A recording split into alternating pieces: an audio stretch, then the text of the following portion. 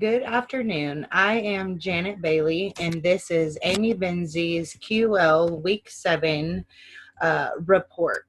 And we're just going to dive right in here. We're going to look at a couple of statistics, a couple of different graphs. We're going to talk about standard deviation, half-lives, and why they're important. So I'm going to go ahead and jump on in here. The first scenario that we looked at the half-life of medication. As you can see, the first example here is the half-life of ibuprofen. When you take 800 milligrams of ibuprofen, the amount of milligrams goes down to 400 milligrams just 1.9 hours after it's consumed. If we go down and take a look here, let's look at Nexium. If you look at Nexium, the advertisement says that Nexium is good for 24 hours. So Nexium once a day, I'm sure you've seen the commercials. But if you look at what we dived into here with these numbers, is really kind of totally misleading on the bottle size. So if you take 20 milligrams of Nexium, which is a standard over-the-counter dose, the amount of Nexium that you have consumed actually goes to half after 1.425 hours. So if we divulge and we continue to split and split and split, you can see here that according to my study, Nexium's only good for 18.525 hours. Now, why is half-life so important, and how can we relate to it in real life? Well, if you have grandparents or children, this is absolutely something that you need to know about. Oftentimes we go to the doctor, they give us a medication, just say pain medication. I've broken my foot, the doctor gives me pain medication, I come home, I take one, and what do you know, I'm still in pain. And that's a lot of things that people do. Knowing the half-life would let you know if it's safe to consume more medication.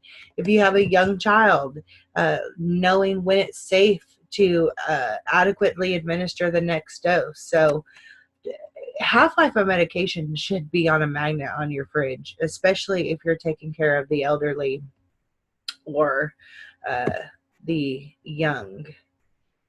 Let's move down here. This is scenario 2, where it talks about autism and the pesticides in our crops. And if you look here at the graphs,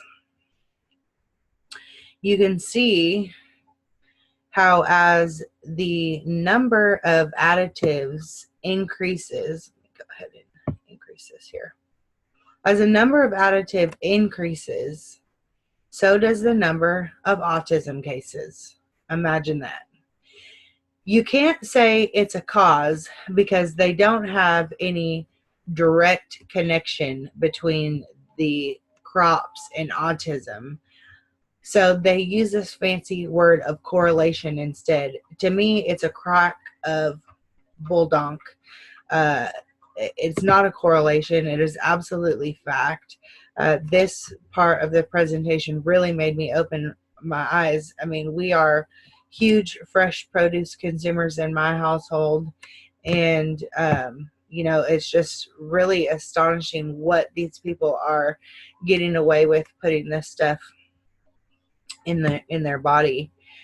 Even looking here at this graph, you can see that the trend line is just constantly going up. There's a small dip in 2001. Maybe people got on a health kick and don't do that, so they cut back. And then come 2002, they were right back at it again and have continued, let's see, it's just a little smaller, to just make this toxic.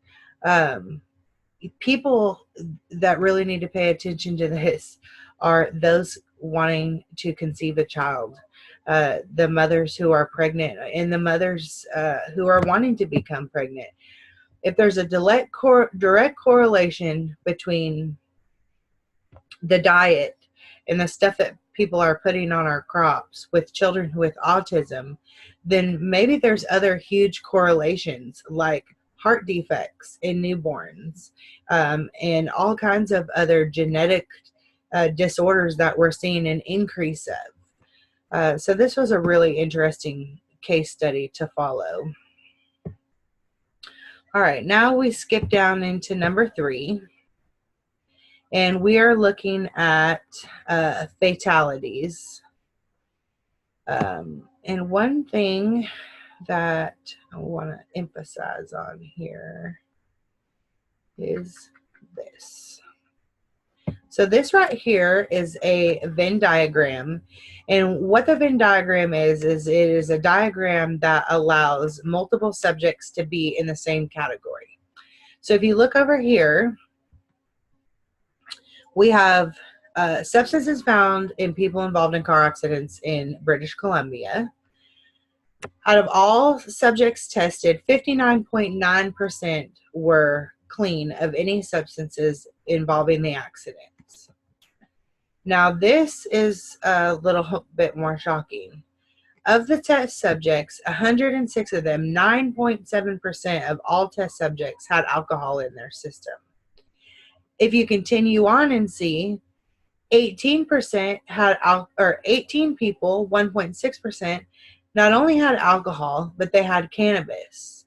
And if you continue to go on, the number just increases. You can see the overlap here between recreational drugs, cannabis, and alcohol at 0.2%. But what was most interesting here is the biggest percentage I would have thought was alcohol, because so many times you hear of alcohol-related crashes. What you don't hear about is crashes related to medication.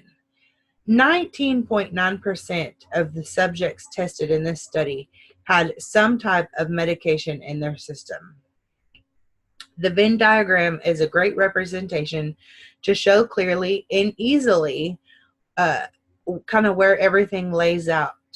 So this was interesting for me.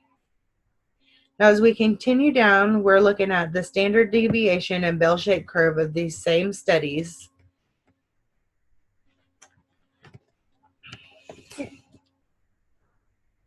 And what you're looking at here is the statistical study of these same accidents. So let's go down here and look at my favorite one, which was 70 plus. All right, so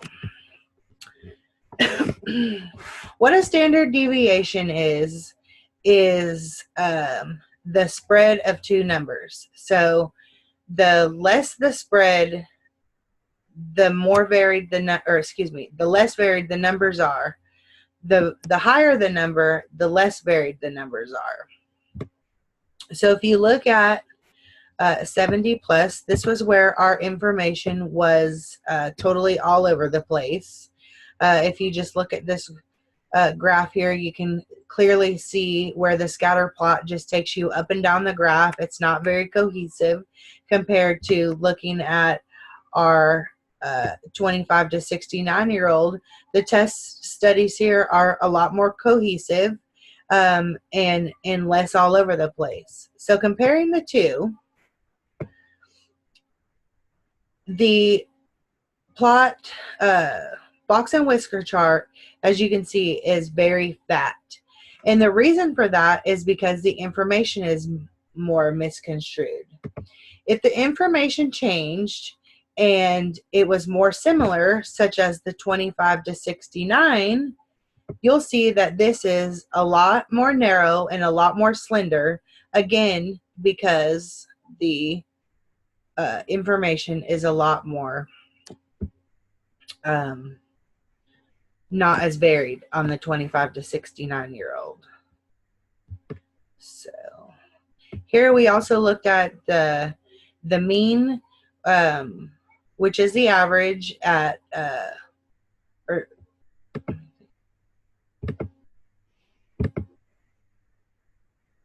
me see here.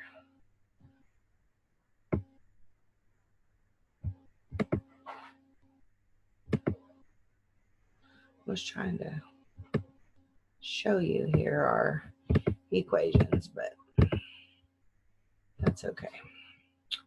So we looked at the mean, the median, standard deviation, and coefficient of variation.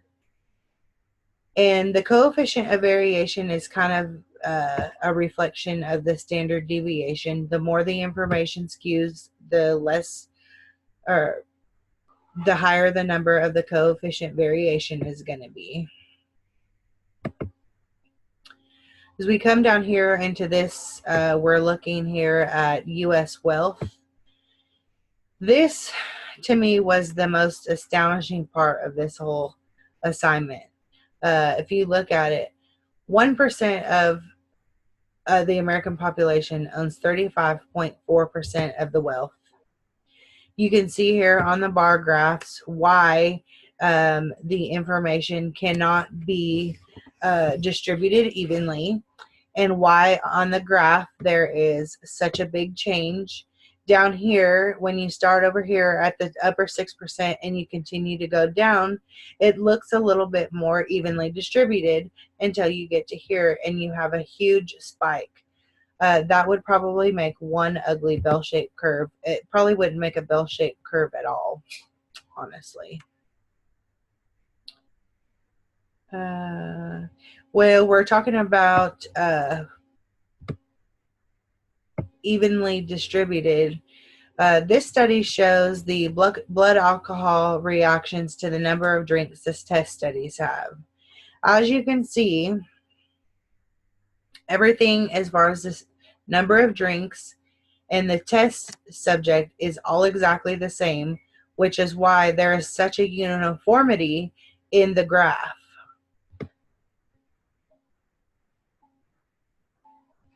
Let's go back down here. All right, here we're looking at tax dollars and where is your money being spent? That is a good question. So looking at Arkansas taxes, it looks like around 30%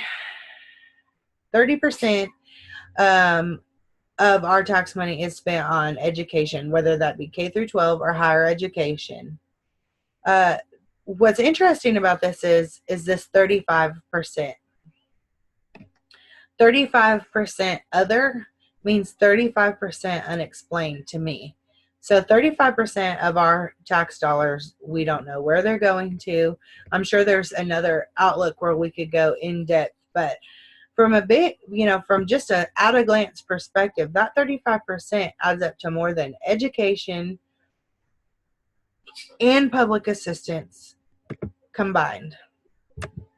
So I would really like to know what that other 35% entails. If you look at the federal government,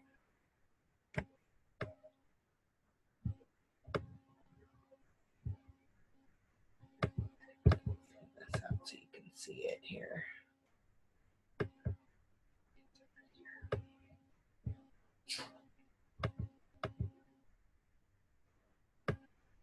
All right. If you look at the federal government and their pie chart, it's really kind of the exact opposite. Only 2% of our federal dollars goes to education. That's an issue. You have all this money, billions of dollars, and only 2% of that goes to education.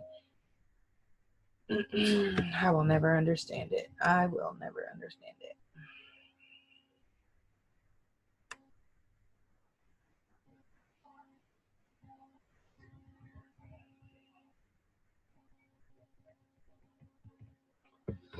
All right, now let's talk about one more thing here to conclude this presentation. It's probably the most interesting part of this that I've found. Let's talk about raises. When someone says, I'm getting a raise, your initial reaction is, heck yes, I'm about to make a ton more money. Wrong. If you look at your tax bracket compared to what your raise is, you may actually be losing money to taxes annually. So let's dive into some numbers here. If you are single and you were making $50,000 and your boss says, I'm going to give you a raise to $52,000, your tax bracket is 29%. So you really don't have a whole lot left over, maybe about $1,000 if you're single. But let's look at head of household. Head of household, your old pay is $50,000.